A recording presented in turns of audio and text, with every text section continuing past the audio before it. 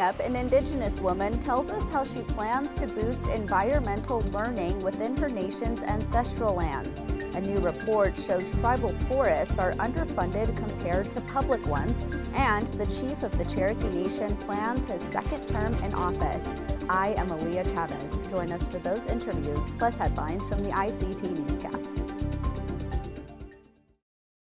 This program is made possible by the Corporation for Public Broadcasting, a private corporation funded by the American people.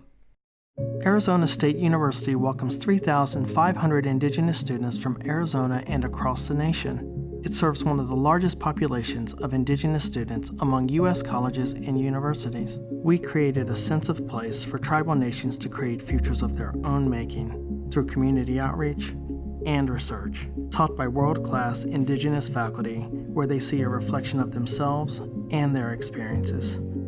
Find community at ASU.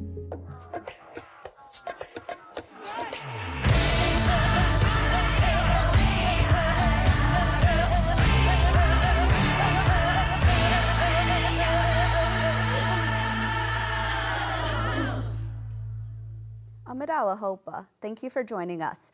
We start with news of a Blackfeet educational leader, Earl Barlow, who died last month.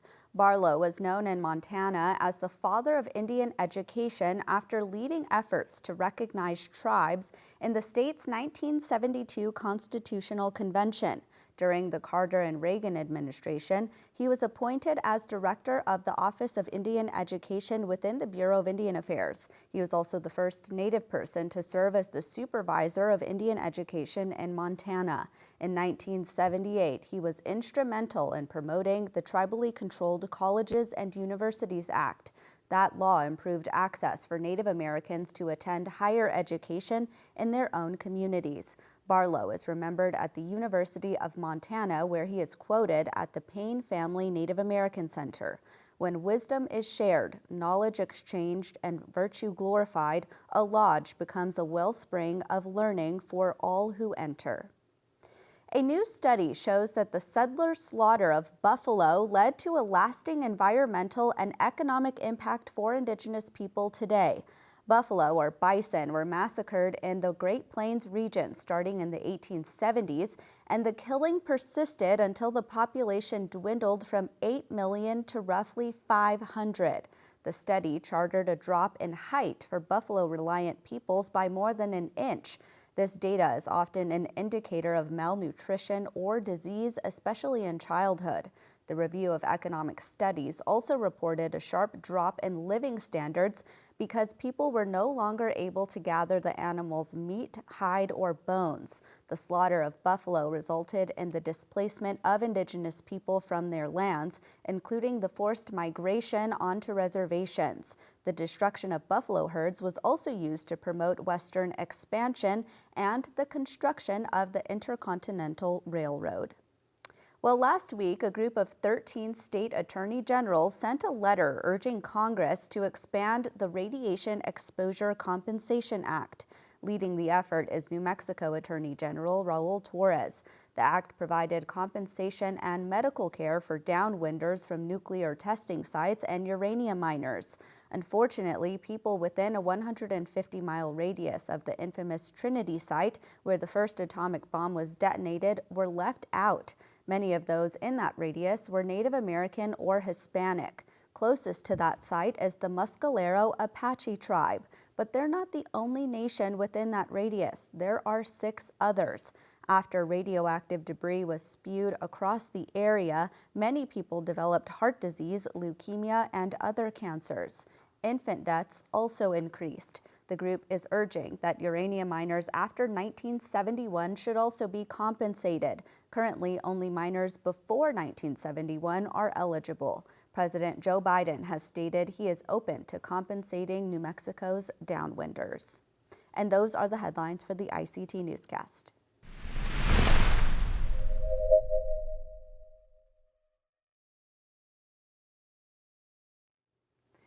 The Intertribal Timber Council was first established in 1976. It is made up of tribal nations, Alaska Native corporations, and individuals who work toward improving the management of natural resources like forests. It is out with its Indian Forest Management Assessment Team report that only happens every 10 years. Here is this interview with the organization's president, Cody Desautel, who describes the report's origins.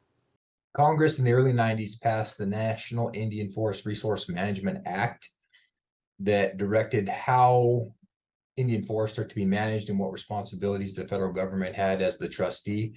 And to ensure that they continued that tracking, they required the IFMAT report be done once every decade. So it was done first after passing back in, I think it was 93.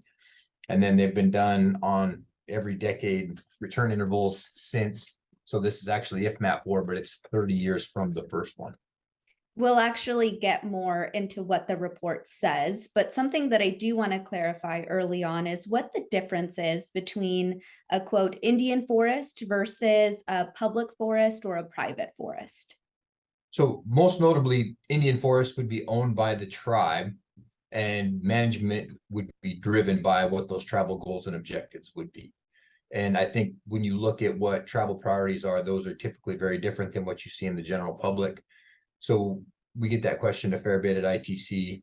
What is Indian forestry? How is it different? And I think when we look at tribal management, it's focused on a very diverse set of objectives, how the interconnectedness and interrelatedness of those things should occur from a management perspective. And then it also accounts, and probably the most critical component in decision making is what are the cultural ties and impacts to any of those management decisions versus, I mean, you see like large industrial forest landowners, they're almost exclusively driven by extraction and revenue that can be generated from those resources. For tribes, well, I'll use Colville for an example, since I'm most familiar with them. We're concerned about cultural plants, places that are culturally significant for us, that people would go for prayer ceremony, ensuring that we have adequate big game habitat, that we have high quality water, lots of water quantity, that it supports anadromous fisheries and other fisheries that we have for subsistence resources. Those are very different priorities from what you would see from most of the federal agencies, state or privately managed land. Okay, let's actually jump into the IFMAT as it's nicknamed. Tell us what the report's findings were. So the report findings have been very consistent through all 4 reports, but essentially it says that BIA drastically underfunds Indian country compared to other federal management agencies, most notably the Bureau of Land Management and Forest Service. So I think we get this last report said we needed about $100 million increase in funding across forestry and fuels. And I should say that IFMAT is geared really specifically towards forestry, but as the IFMAT reports have progressed, and we've seen an increase in fire activity on reservations in Indian country, there's been more fire emphasis, but we need about 100 million to get to equity from a funding perspective with those federal agencies. And what that means and what typically you see in the report is that because of a lack of funding, there's accomplishments that don't get done. There's management actions that should occur and they don't happen, or they don't happen as fast as they should. And that because of funding limitations, you see staffing limitations and capacity as well. When you're actually speaking to these federal lawmakers, what do you tell them about the importance of investing in Indian forests? Well, we explain what opportunities are foregone if we don't have adequate funding. We explain the challenges that we have already. I mean, most reservations are located in pretty rural parts of the country, that when we have a lack of funding and staffing, it limits our ability to accomplish our management goals and really takes away from a tribe's ability to protect its resources, its people, and at the heart of most of this is its culture. So if we can't promote and propagate those things that define us as Indian people, that's very problematic. I mean, the government took a very systematic approach to trying to remove tribal culture from tribal people for, I mean, decades. And really, most tribes are trying to regain some of that, but again, tribes are very tied to place and the things they did at those places. So without having the ability to manage for them, it impacts their culture too, not just their ability to manage forest resources. When I think about protecting forests, something that pops into my mind is climate change. How does that play a role in all of this preservation work? So climate change is a huge consideration in Indian country. And I think you've seen, particularly in the West, climate change impact tribes more so than any other demographic. And I think that will continue to be the case and probably worsen in the coming decades, because if you look at the history of tribes, as they had changing conditions, they would have had the ability to move across the landscape to ensure that whatever subsistence resources they needed, they could gather bitterroot or camas or go to different spawning grounds for salmon.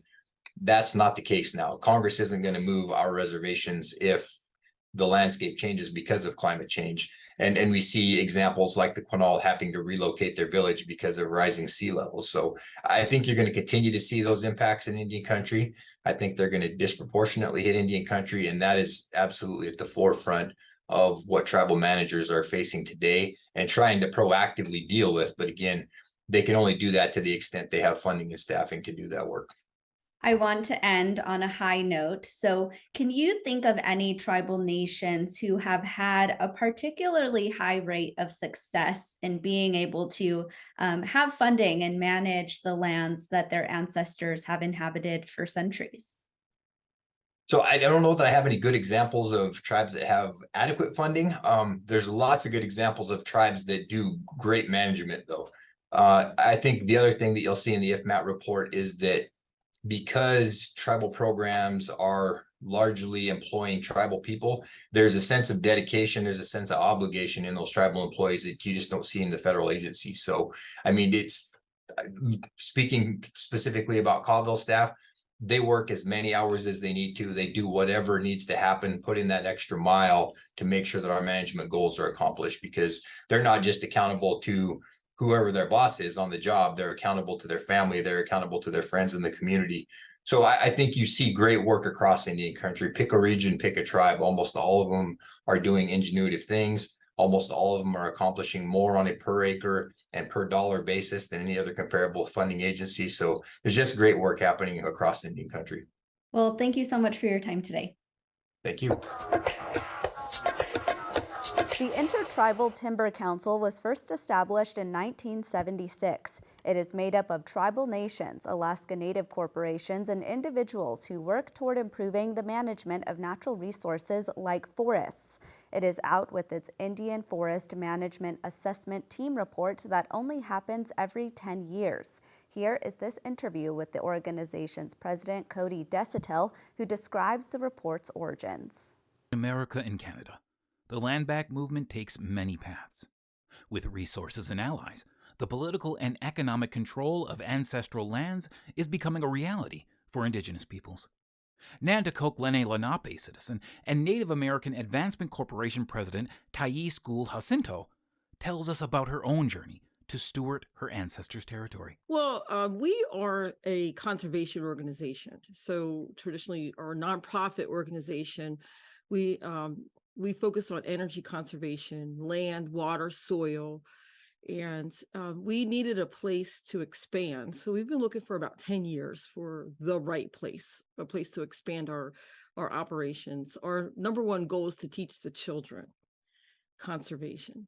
And it was in October 2020, I came across an expired listing of a place for sale. So, of course, I didn't want to get out bank loans and so forth, because that sometimes will, drain an organization to try to pay. And, we are grant funded. We have a lot of grant funding, and we didn't want that to happen. So it took me until about March. I tried to go through Green Acres and, different organizations. And we were able to find one of our partners. And he was super excited. And he's like, okay, well, I want to help you. And, from that point, we had meetings with other partners. He says, I know how, but, so we're going to, this is our plan.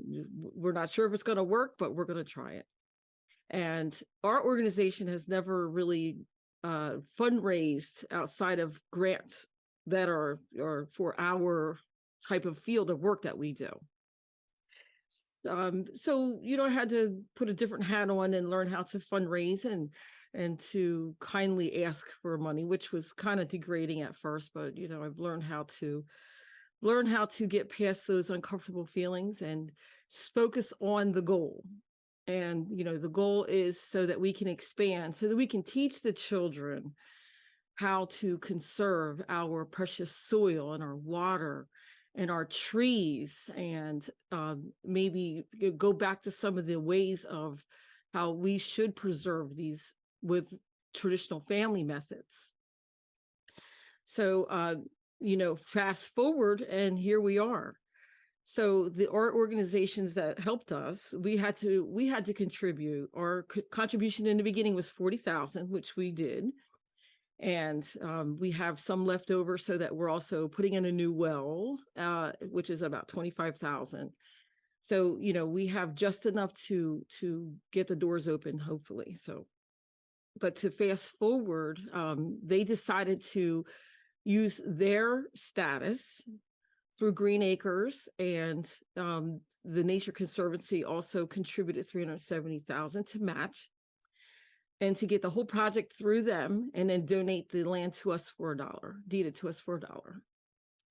So it is a miracle. So later on, I let them know. I said, this was by accident, but I want to show you this map. And I showed them the map of Quinton Township of 1875. I said, these are my great-grandparents.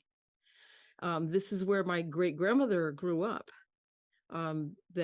She was our herbalist. My grandmother was an herbalist, and this is where they grew up. And I showed them the map. I said, this is all the land that we lost through taxation. Each time there was a war, we were self-sufficient. Our communities here were business owners, landowners, farmers, and carpenters. And each time there was a war, I have all the land records and the tax sale records. Their land was sold off for taxes. So I showed them the map. I said, this very area called Burden Hill, I said, look, this is surrounded by all my family. The story could have ended here, but Tyrese doesn't see it that way. For her, the real work of teaching a younger generation how to live with the land can now begin. We want to teach the children. It's our concept that, sometimes when you're set in your ways, you're set in your ways. And we come from the industrial area, so that, our farming practices are deep tilling. And, everybody knows that 1 inch of topsoil is 100 to 500 years. And it's really difficult to replace that topsoil. And those are your micronutrients that you need to have a healthy plant. And we're running out of fresh water. And, this is not even known to the children. The children, and we're watering grass. We're watering non-native grass to our areas so that it can thrive. And, when you plant one type of grass, what do you get? You get grubs, then you get moles, and then you get groundhogs, and, and then you destroy the soil. So I have a ranch. I live on a ranch. So, and it's a permaculture ranch. So I already practice and study these things. And we have virtual classes for like inner city schools to try to teach them how important it is that we need to save every piece of soil. And, this is what we plan to do with the nature reserve. From nature walks to foraging, new stewards of the land now have another place to protect. In Bismarck, North Dakota, Vincent Moniz, ICT News.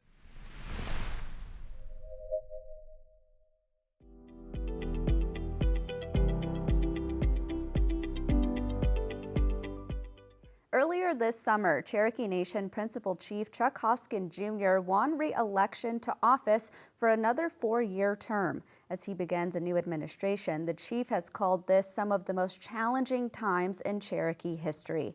And he joins me now virtually. Welcome, Chief Hoskin. Oh, glad to be here. Thanks for having me. In your inauguration speech last month, you talked about a great Cherokee century. Tell us what that means to you. Well, the 21st century can be a great Cherokee century if we make it so. And what that means is we have to continue to protect and defend tribal sovereignty. I mean, certainly we've got our opponents. We've got the governor of the state of Oklahoma who opposes tribal sovereignty. He just appointed a Native American liaison who opposes tribal sovereignty. And so we've got our work cut out for us, but we've got to protect and defend it. We've got to assert our rights, such as our rights to a delegate to Congress. That's a treaty right that goes back nearly 200 years. But we have to do a great deal more. We have to build what makes a great society, and that is investing in the public good. So that's the reason we're investing so much into healthcare. That's why we're looking at healthcare as a system of wellness. We want a system of world-class wellness, mind, body, and spirit. So that means that we're also addressing nutrition, physical activity, all of those things across the reservation. We're going to continue to invest at the grassroots. We have a new exciting program called the Gadugi Corps. Gadugi is the Cherokee word for working together. It's about national service and volunteerism. How can we support that at the grassroots level to keep our nation strong? Language preservation, the list goes on and on. But those sorts of investments we've got to make if we're going to make this century a great Cherokee century. Chief Hoskin, you mentioned the delegate Kim Teehee as a delegate to Congress. Well, there is bipartisan support for that action and a clearly identified treaty right. When do you think Congress will actually seat her? Well, that's the real question. And that's something that 4 years ago, I was a little more naive about in terms of anticipating that the Congress would keep its word on such a simple proposition. Let's remember, it says Cherokee Nation shall be entitled to a delegate in the House of Representatives when Congress shall make provision for the same. Here we are 4 years later, they haven't done it, but we're just going to redouble our efforts and press forward. So this fall, we're going to be making some additional outreach to members of Congress to try to educate them. A year ago, nearly a year ago, we had a historic hearing in the Rules Committee in which we laid out our case, which is a case that is completely solid, unassailable, and I think we have to keep doing that. So to your question, I don't know when, but I know that we can't give up, and we won't give up. So we'll continue to press the case. I want to talk about state relations. You, of course, mentioned the governor of Oklahoma, Kevin Stitt, and he recently appointed a Cherokee Nation citizen, Wes Snowfire, as the state's tribal liaison. You actually released a statement saying you were disappointed by that selection. Tell us why, and specifically about his record against the Cherokee people. Absolutely. Well, first of all, we start with the governor, the most anti-tribal sovereignty governor in the history of the state of Oklahoma, and that's been well demonstrated. I mean, he's attacked the historic McGirt case, which reaffirmed the reservations of the tribes. He tried to destroy our gaming compact. At every turn, Governor Stitt tries to create a world in which tribes don't exist. He really believes it. He now has appointed a Native American liaison who also believes it. And no one has to take my word for it. This is all documented. Wes Snowfire, as a council member, was actually against Cherokee sovereignty. He actually declared that Cherokee Nation didn't have the legal authority to operate courts. I mean, those are his words, not mine. He called McGirt, that historic decision that all of Indian country cheered, he called it the biggest threat to Oklahoma. And that's why he's a seated council member. I mean, that's the reason that Governor Stitt appointed him, because they see the world the same way. People shouldn't be confused that this is a Cherokee citizen. He served on our council. Maybe he'll be good in the position. He is wholly unqualified for the position, but worse, he's actually hostile to tribal sovereignty. Again, nobody has to take my word for it. They just have to read what he's written and what he said. Given that, as you just said, he's unqualified for this position, how do you continue to work with him in this position, given that he could serve for a few years? Well, I don't see how we can work with him. I mean, this is a person who, again, doesn't believe Cherokee Nation possesses the sovereign right to exercise and operate courts. I mean, that's where he starts. That's what he believes. He thinks McGirt, which reaffirmed our reservation, is a threat to Oklahoma. It's difficult to work for a person like that. I haven't even described his completely unhinged ideological extreme positions and conspiracy theories. I mean, he's accused Cherokee Nation of being involved in child trafficking. These are dangerous pieces of rhetoric that could spur unstable people to political violence, but that's what he believes. I mean, I could go on and on. I just read an article where he said that Cherokee Nation was being run by the devil, the beast. This is who is in office, and I don't see how we work with a person whose mind operates in that way. And even if we strip all that away, he's actually not qualified for the position if you look at what it calls for, because I've seen him, I've had a front row seat in how he operates. He doesn't understand Indian country issues, but he is hostile to our interest, and he peddles in conspiracy theories. Chief Hoskin, as you just mentioned, given all of this background, do you have any hope that the relationship between the Cherokee Nation and the state of Oklahoma will get better? I do, but not because I have confidence in the governor and not because I have confidence in West No Fire, because I really don't have any. But the legislature has actually taken action to engage with tribes. I mean, the legislature is in a lawsuit right now with the governor because the legislature said, look, we got to have some adults in the room here. We're going to create an atmosphere in which tribal compacts are extended. I'm talking about tobacco compacts and CARTAC compacts. We have a great relationship on a bipartisan basis. And actually, the Republican leadership in the state legislature, in the House and the Senate, are very much our friends in terms of, look, we don't agree on every single thing, but they do understand that tribes are valuable. We can work with them. And even where we disagree, the disagreements are just by degrees. You know, we always find common ground. So I have a lot of confidence in our relationship with the state.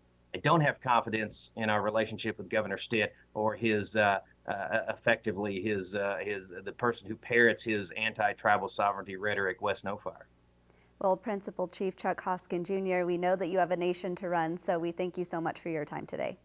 Well, thank you so much, Widow.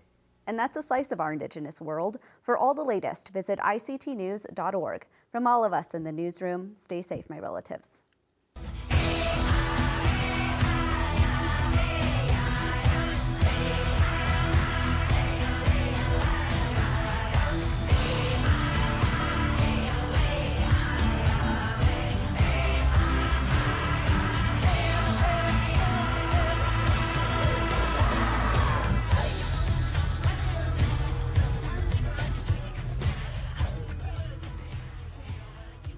This program is made possible by the Corporation for Public Broadcasting, a private corporation funded by the American people.